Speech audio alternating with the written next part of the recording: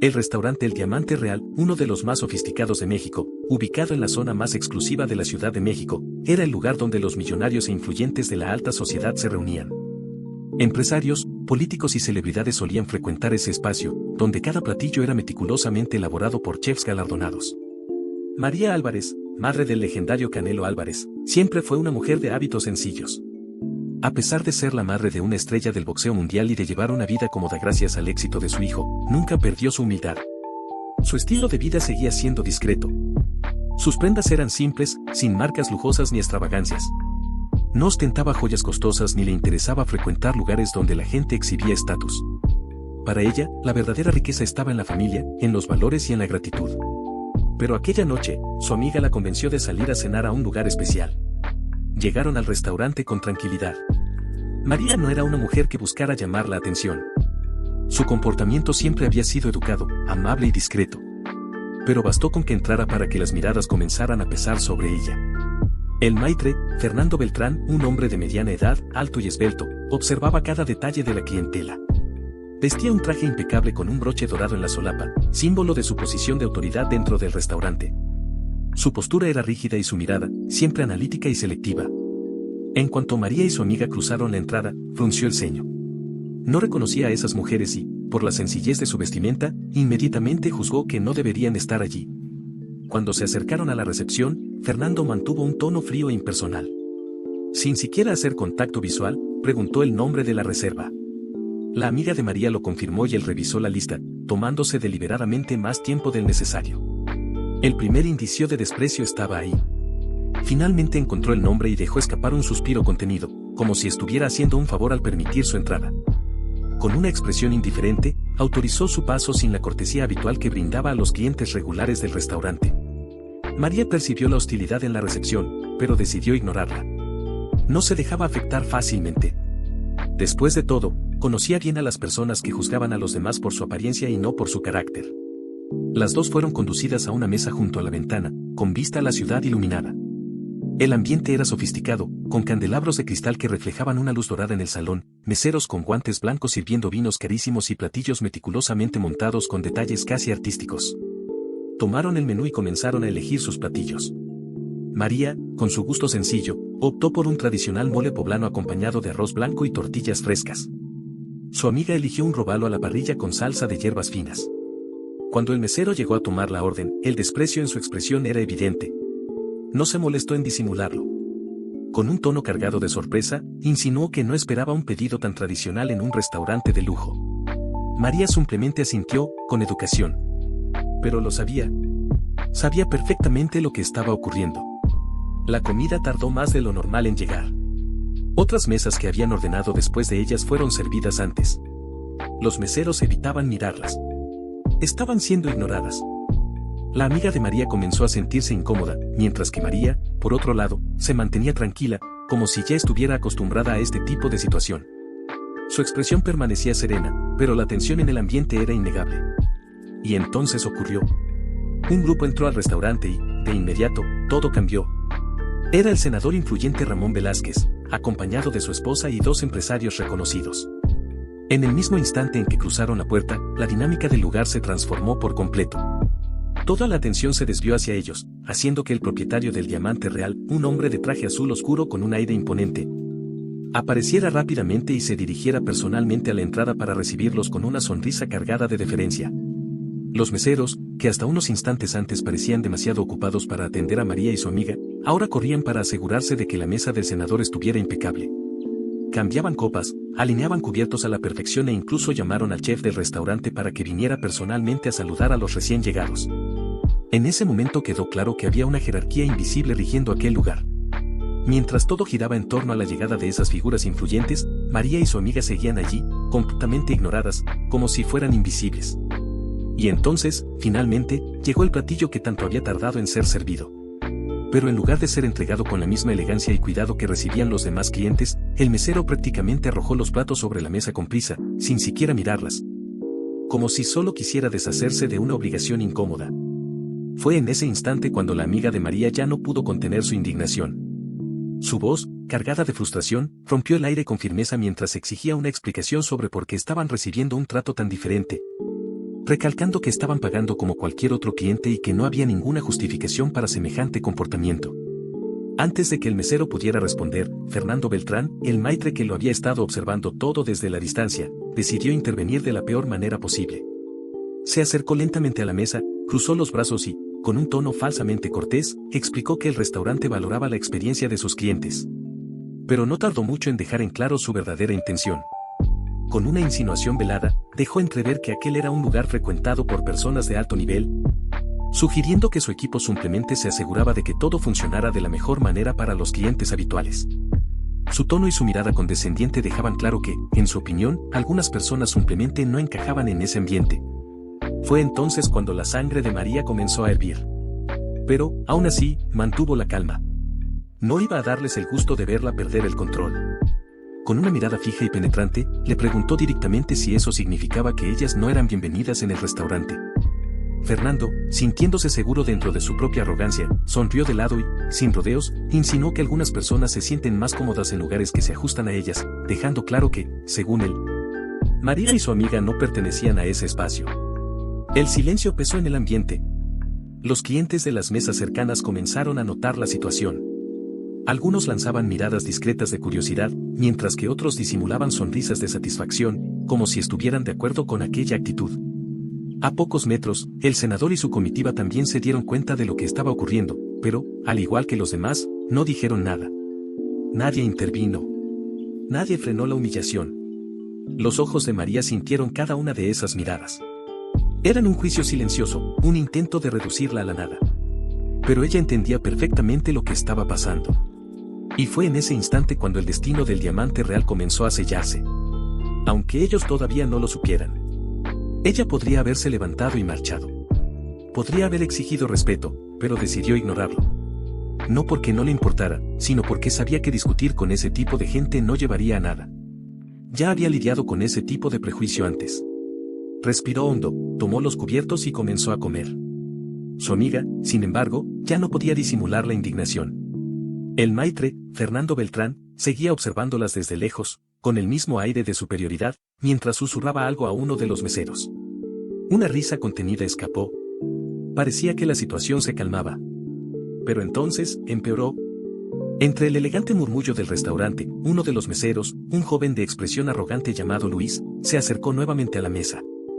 Llevaba en la mano una botella de vino tinto de etiqueta carísima. Con una expresión maliciosa, se inclinó ligeramente y, con un tono forzadamente educado, preguntó si les gustaría una botella para acompañar la comida. Pero su intención era otra. Antes de que María pudiera responder, se apresuró a enfatizar el precio de la botella, destacando que era una de las más caras de la casa y sugiriendo, con un leve arqueo de cejas, que tal vez ese tipo de bebida no era para ellas. La amiga de María, ya sin paciencia, apretó los puños sobre la mesa. Pero María, con su calma inquebrantable, simplemente lo miró fijamente y rechazó la oferta con educación. No fue suficiente. El mesero hizo un ligero gesto de desprecio y se dio la vuelta rápidamente, no sin antes murmurar un comentario sobre ciertos clientes que ni siquiera deberían estar aquí. Fue entonces cuando una tercera persona decidió intervenir. Rosa Estrada, una amiga de María de toda la vida, que por casualidad estaba cenando en una mesa cercana, no pudo quedarse en silencio. Rosa conocía a María desde hacía años y sabía exactamente el tipo de mujer que era. Siempre había admirado su humildad y su fortaleza, pero sobre todo, tenía plena conciencia de quién era su hijo. Ese pensamiento hizo que su respiración se acelerara, que su pecho se inflara de indignación y que sus manos comenzaran a temblar levemente. No podía permitir que la escena continuara. No podía quedarse de brazos cruzados mientras su amiga, una mujer que jamás había hecho daño a nadie, era tratada como si no fuera digna de estar allí. Si María se negaba a reaccionar, si prefería mantener su dignidad en silencio, entonces Rosa haría algo al respecto. Con un gesto discreto, deslizó la mano dentro de su bolso y sacó su celular, ocultándolo parcialmente para no llamar la atención. Se levantó de la mesa con la naturalidad de quien va al baño o atiende una llamada cualquiera, y caminó hasta la zona exterior del restaurante. Pero por dentro, su corazón latía como un tambor de guerra. Fuera del restaurante, lejos de las miradas hostiles y las risas contenidas que todavía resonaban en el salón, finalmente pudo respirar hondo. Sus dedos recorrieron rápidamente la pantalla del teléfono, buscando un solo nombre en su lista de contactos. Canelo Álvarez. Al encontrarlo, vaciló un segundo. No quería causar problemas. Pero no había otra opción. Sin más dudas, presionó el botón de llamada. El teléfono sonó 2 veces antes de ser atendido. Al otro lado de la línea, la voz firme y familiar de Canelo respondió, cargada de sorpresa ante aquella llamada inesperada. El tono, inicialmente tranquilo, cambió en cuestión de segundos cuando Rosa, sin rodeos, comenzó a relatar lo que estaba ocurriendo. Describió cada detalle con precisión. La mirada de desprecio del maitre, que seguía cada movimiento de María como si su presencia fuera una ofensa. El servicio negligente y deliberadamente lento. Los meseros que ignoraban su mesa mientras cuchicheaban entre ellos. Las expresiones de burla disfrazadas en los rostros de los clientes. Explicó cómo María, aún dándose cuenta de todo, permanecía firme. Se negaba a reaccionar. Sostenía su dignidad en silencio, con la fuerza de alguien acostumbrado a pelear batallas invisibles. Del otro lado de la línea, el silencio de Canelo se volvió denso, casi palpable. Por un instante, Rosa pensó que la llamada se había cortado. Pero entonces, escuchó su respiración. Lenta. Pesada. Cargada de algo peligroso. No necesitó decir mucho. Cuando finalmente rompió el silencio, su voz era baja, controlada, pero impregnada de una rabia fría y precisa. Aquella no era la ira de alguien que actúa por impulso. Era la calma aterradora de un depredador antes del ataque. Sin vacilar, cerró la conversación con unas pocas palabras. Y colgó. Y en ese instante, Rosa supo que él estaba en camino. Dentro del restaurante, el tiempo parecía arrastrarse en un compás extraño, como si las agujas del reloj se movieran más despacio solo para prolongar aquella situación insoportable. María seguía allí, serena, pero consciente de cada mirada, de cada juicio silencioso que caía sobre ella y su amiga. La cena transcurría entre largos periodos de silencio, intercalados con pequeñas conversaciones que, por más que intentaban sonar normales, cargaban un peso invisible. La sensación de ser intrusas en un espacio que, a los ojos de muchos, no les pertenecía, hacía que cada segundo en esa mesa se volviera un desafío. El maitre, satisfecho con la situación, las observaba de lejos, atento a cada mínimo detalle. No necesitaba decir nada, su mirada lo dejaba claro, ellas no pertenecían allí. Los meseros se mantenían fríos, casi mecánicos en sus gestos, y su mesa era la única que no recibía la atención excesiva y servil que se veía en las demás. No había sonrisas cordiales, ni preocupación por asegurarse de que todo estuviera perfecto. Era como si simplemente no estuvieran allí. El ambiente a su alrededor, lujoso y refinado, parecía pertenecer a otro mundo, un mundo donde reglas invisibles dictaban quién merecía respeto y quién debía ser tratado con condescendencia. Y entonces, como si el universo quisiera marcar ese momento con una tensión aún mayor, las puertas del restaurante se abrieron nuevamente. El aire dentro del salón pareció volverse más denso. Los murmullos elegantes comenzaron a apagarse poco a poco, los cubiertos se posaron delicadamente sobre los platos y los rostros se giraron hacia la entrada. El maitre, que hasta ese instante mantenía su expresión altiva e indiferente, se irguió de inmediato al reconocer a quien acababa de cruzar la puerta. Los meseros se congelaron por un breve instante antes de, instintivamente, ajustar sus posturas. Los clientes que antes reían discretamente ahora solo observaban, muchos de ellos conteniendo la respiración sin darse cuenta. Y el dueño del restaurante, Eduardo Montalvo, un empresario frío y calculador que hasta ese momento no había prestado la más mínima atención a la mesa ignorada, emergió desde el fondo del salón con el semblante cargado de una tensión creciente, como quien siente una tormenta acercándose. Porque eso era exactamente lo que estaba pasando. Allí, parado en la entrada del restaurante, con ropa sencilla pero una presencia que hacía que el aire pareciera más pesado, estaba Canelo Álvarez. El campeón mundial de boxeo. El orgullo de México.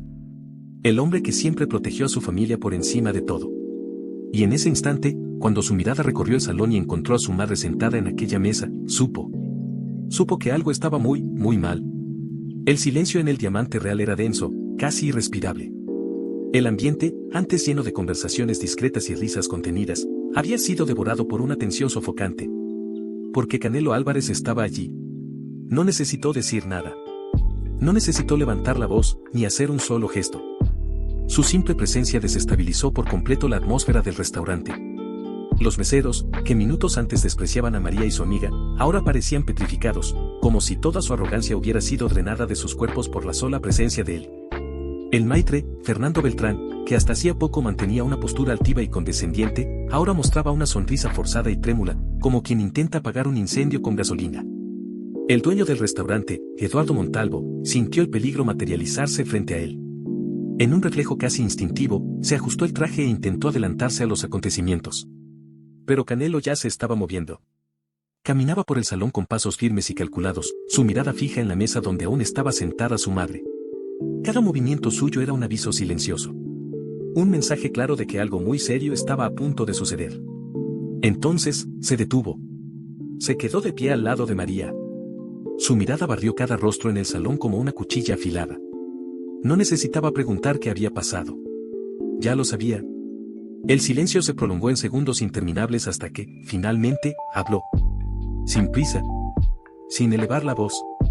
Pero con una firmeza que cortó el aire como un golpe certero. ¿Quién lo hizo? Y nadie respondió. Los meseros bajaron la mirada. El maitre aclaró la garganta, nervioso. Los clientes se encogieron en sus sillas. Y el dueño del restaurante intentó intervenir, pero fue interrumpido por el propio Canelo. Sin apartar la mirada, tiró de una silla y se sentó junto a su madre. Y en ese instante, la tensión en el salón alcanzó un nivel insoportable. Entonces, algo inesperado sucedió. El chef principal del restaurante, un hombre respetado en el mundo de la alta gastronomía, salió apresurado de la cocina al escuchar los murmullos sobre la llegada de Canelo. No tenía idea de lo que estaba pasando. Pero al verlo sentado junto a su madre, con el rostro impenetrable y sombrío, un escalofrío le recorrió la espalda. Y fue en ese preciso instante cuando María, con su calma inquebrantable, levantó la mirada y sonrió suavemente a su hijo. No necesitaba decir nada. Él ya lo entendía todo.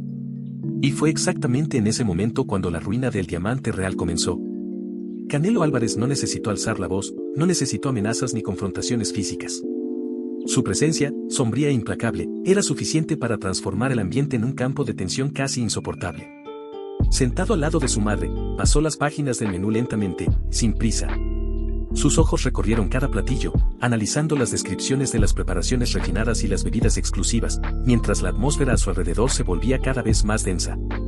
El maitre, aún intentando mantener su pose de autoridad, se quedó cerca, observando al campeón con una creciente inquietud. Había algo en esa mirada fría y calculadora que le hacía sentir que el control de la situación ya no estaba en sus manos. Y entonces, sin apartar la mirada del menú, Canelo hizo su primer movimiento. Con un gesto tranquilo, colocó el menú sobre la mesa y ordenó que todo fuera servido. Cada platillo. Cada botella de vino. Cada postre disponible en la casa. Todo lo que estuviera listado en el menú debía ser preparado de inmediato. El impacto fue instantáneo. El maitre, por un segundo, se quedó inmóvil, como si no estuviera seguro de haber escuchado bien. Los meseros se miraron entre ellos, nerviosos. El chef, que observaba la escena desde la distancia, se tensó al darse cuenta de la magnitud del pedido. El restaurante entero contuvo la respiración. Aquello no era una cena cualquiera. Era un golpe directo al corazón del lugar. El maitre, tragando saliva, intentó confirmar, esperando que fuera un malentendido. Pero no lo era. La orden era real. Canelo exigió que todo fuera traído a la mesa. Sin excepciones. El caos silencioso comenzó. La cocina estalló en actividad. Los chefs y auxiliares trabajaban con una rapidez nunca antes vista. Los meseros, ahora sin la arrogancia de minutos antes, se apresuraban para cumplir la orden. Los platillos empezaron a llegar uno por uno. Las botellas de vino fueron abiertas. Las copas se llenaron. La mesa que antes era sencilla ahora rebosaba de lujo, ocupada por platillos tan meticulosamente elaborados que parecían dignos de ser exhibidos en museos. Pero permanecieron intactos. Ningún mesero se atrevía a preguntar qué estaba ocurriendo. El maitre, que minutos antes había mirado a María con desprecio, ahora sudaba discretamente al ver cómo los costos de aquella cena se disparaban a niveles astronómicos. El valor de aquella noche ya superaba el ingreso mensual del restaurante. Canelo seguía impasible. Su mirada no se apartaba de la mesa llena de platillos, pero no para comerlos. Era un golpe calculado. Un movimiento quirúrgico para exponer el absurdo de la situación. El restaurante, que se había negado a ofrecer un servicio digno a su madre, ahora corría desesperado para cumplir cada exigencia sin cuestionamientos. Pero aún no había terminado. Faltaba la jugada final. Cuando la última botella de la bodega fue abierta y las copas se llenaron con los vinos más caros del mundo, Canelo sacó su celular. Escribió algunas palabras, presionó un botón y esperó. Y entonces, las puertas del restaurante se abrieron nuevamente. Esta vez, no fue un cliente de la élite quien entró. El impacto en el salón fue inmediato. Un grupo de aproximadamente 30 personas comenzó a cruzar la entrada del restaurante. Trabajadores. Vendedores ambulantes. Hombres y mujeres humildes que hasta ese momento estaban afuera, sin la más mínima esperanza de poder cruzar esa puerta. Los clientes de trajes y vestidos de diseñador se removieron incómodos en sus sillas. Los murmullos se expandieron como un incendio descontrolado. La alta sociedad mexicana observaba, impotente, mientras aquel espacio que siempre había rechazado a los más humildes veía sus mesas ocupadas por aquellos que nunca fueron bienvenidos allí. El Maitre estaba paralizado. El dueño del restaurante, Eduardo Montalvo, parecía al borde del colapso. Su rostro palideció, su respiración se aceleró. La idea de que personas de clase trabajadora estuvieran cenando en su establecimiento, ocupando las mesas reservadas para la élite, era un golpe que no podía aceptar. Pero Canelo no estaba pidiendo permiso.